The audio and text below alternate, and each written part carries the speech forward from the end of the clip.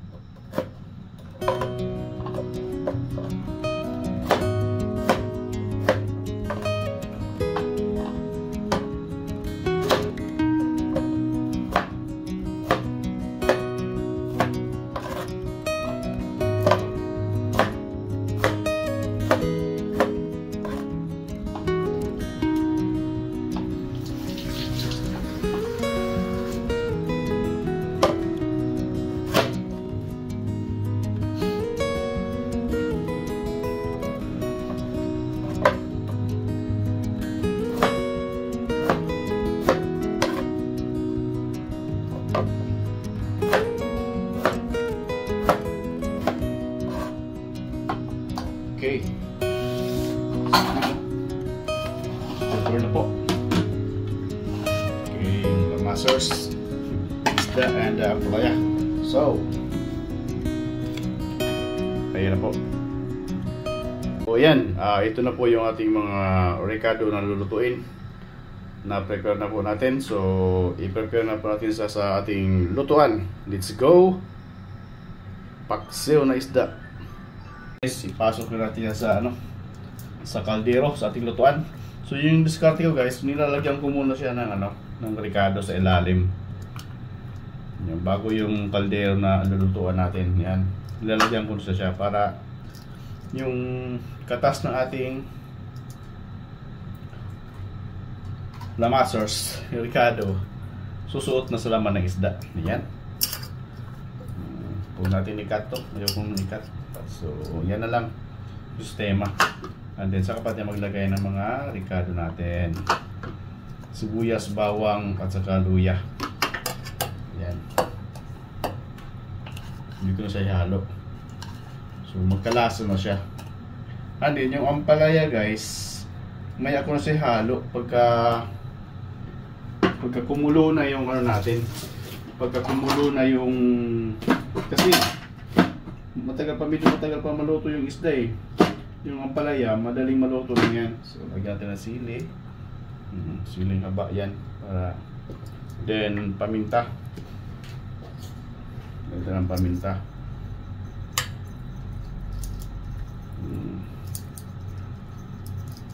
Durog na paminta to.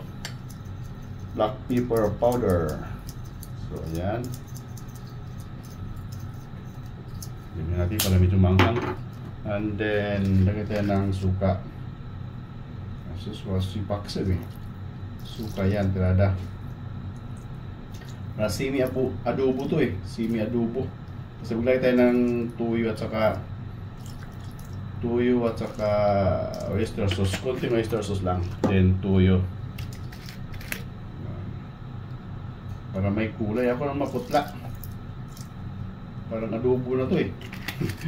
Then oyster sauce. Konting oyster sauce lang ilagay natin dito. Masarap kasi pag may oyster sauce eh. Ayan. Okay. Yan na po. And then dahon ng laurel. Ganda ng dahon ng laurel para sarap. Yan. Hatiin natin to para susuot yung sarap. Okay, kunti lang para pang balance lang. Then asin. Salt na tayo dyan. Yung asin, kunti lang din yan kasi may tuyo na. Saka may tuyo na kasi. Kaya masyado magdagdag ng asin. Aalat yan. Okay. Dito na suka, puting suka pa. Dito guys, hindi ako naglalagay ng tubig. Diretso na yan. Tingnan nyo. Ayan, marami na yan. Ayan o. Then, kunting apoy lang to. May ng apoy lang. Lulutuin sa may ng apoy. Alright, salang na natin guys. Guys, salang na natin siya.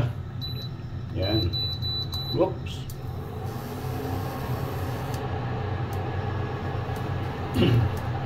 Then, takpan lang natin ito. Pag kumulo na siya mamaya, hinaan natin yung apoy. Alright, takpan. Okay. Dinapin natin mamaya. Yan guys, kumulo na siya. Nakalimutan ko pala maglagay ng oil. Yung oil natin, ginagamit ko nito is chicken oil. Ayan o. Ayan guys, chicken oil yan. Oil ito sa mga ginawa nating lechon manok. Yan, mga lechon manok natin. Hindi na ako kumukuha ng oil. Sayang kasi yung oil eh. Ayan. Tama na yun. So, kunti lang. Yung dagdag. Yan o. Kumulo na siya. So, hinaan lang natin ng apoy. Kasi medyo frozen pa yung isda. Hinaan lang natin ng apoy konti. Ayan. Takpan.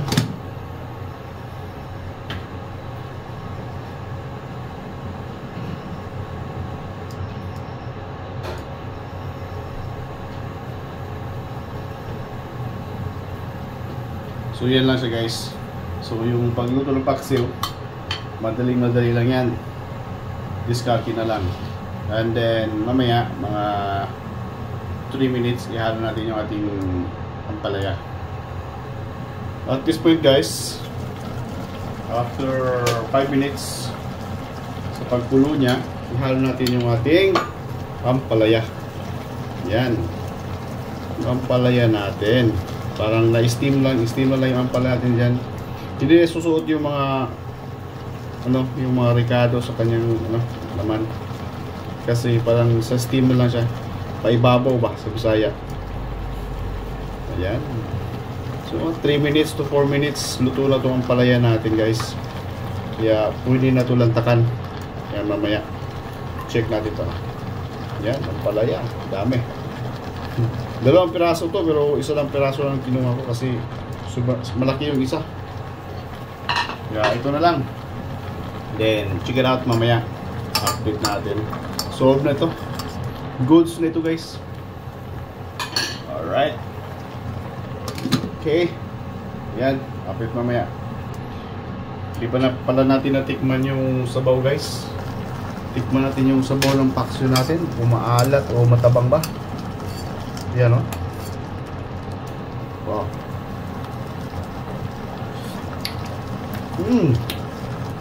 Asim.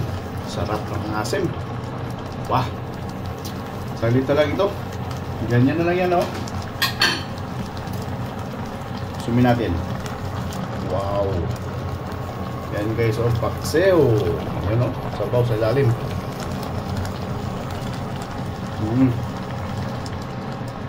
So saglit na lang ito. Saglit na lang ito. Lanta ka na. Kainan na naman. Wala na naman yung diet ni JJ Van. Alright. So saglit na lang yun guys. Sold na yan. So check natin guys yung ating paksiwong isda with ampalaya. Yan na po. Kainan na to. Pwede na to. Sa ganitong texture ng ampalaya, pwede na to. Huwag natin sobrang luto. Yung medyo crunchy lang yung trip natin dito. Wow. Grabe. Ayan guys oh. Our finished product of paksiw na isda. Nasa loob ang isda, hindi makita. Ayan. So ayan. Thank you so much. Kainan na.